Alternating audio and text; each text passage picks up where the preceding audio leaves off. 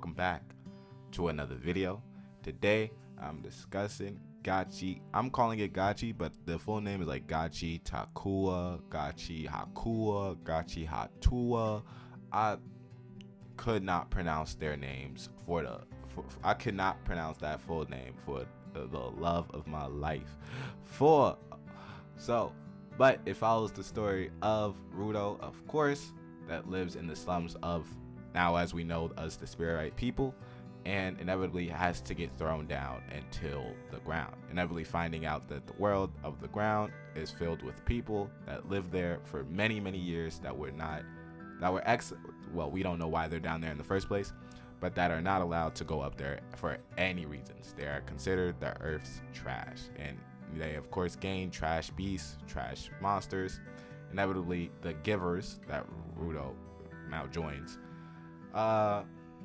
become inherently the ones that fight the trash beasts, the ones that do cleanup duty on the ground to make sure everyone is safe and everyone is clear of these trash beasts. Of course, there is still the no man's land of the ground where trash beasts kind of just roam, inherently becoming more dangerous for them to fight. Of course, he is down there because Recto, his foster parent, after his father was mercilessly killed. No, his father wasn't killed. His father was mercilessly thrown to the ground just like Rudo.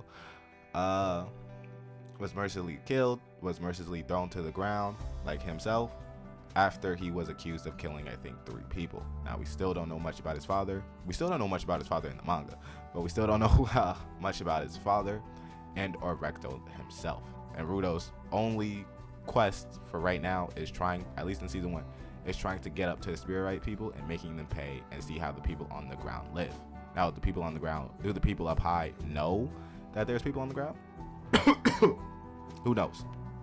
But as we know, the people up high most likely do not have giver abilities. Only the people on the ground do.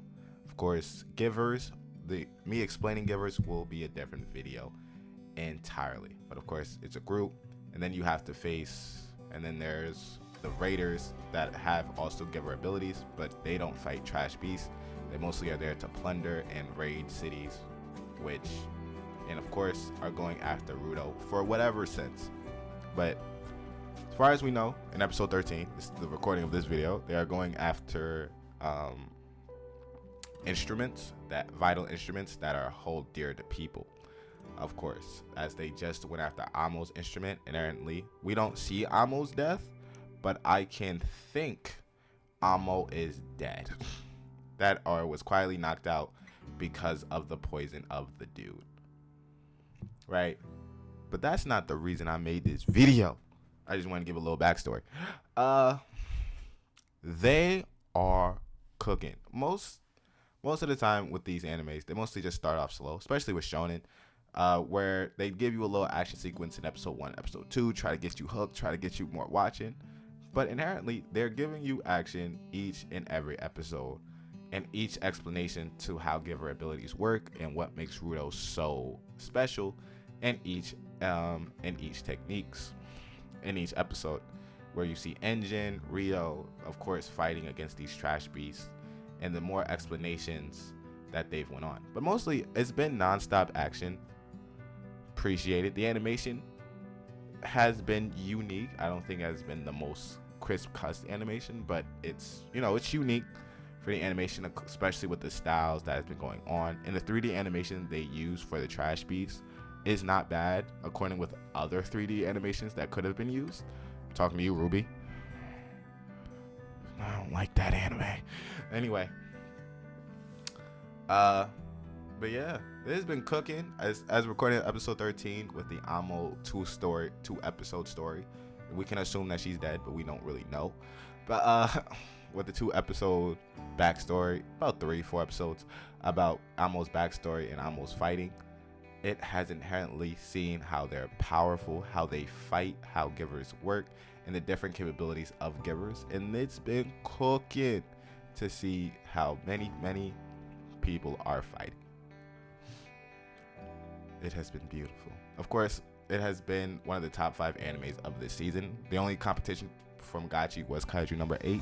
I have Kaiju number 8. Of course, if you watch a previous video, or unless this video comes after, before that video comes out, I do have Kaiju number 8 as the best anime of this season.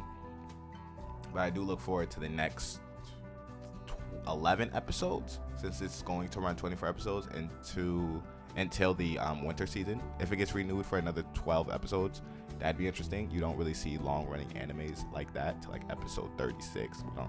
We don't really see that anymore unless you're One Piece. So that'd be interesting.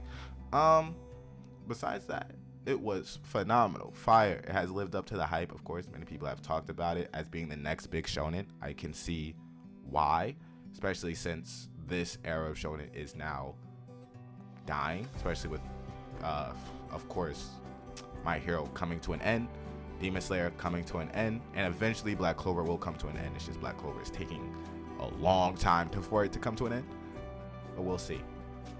Of course, that is it. Cooking, fight scenes, cooking, trash beasts, cooking. Low backstory. If I had to review the first 13 episodes as the recording of this video, I'd give it a 7.5 out of 10. Of course, I am one of the major people that really like the meat and bones of anime when it's more explained. Maybe that takes like an episode or two, but if you can explain it as well, have a good balance of the pacing, phenomenal. Most shonens are missing that. It's just mostly action packed. To keep you hooked, it's mostly action packed, and then meat and bones about season 2 and season 3. And that's where many people fall off the story. That's just me. Like, subscribe, and I'll see you in the next one.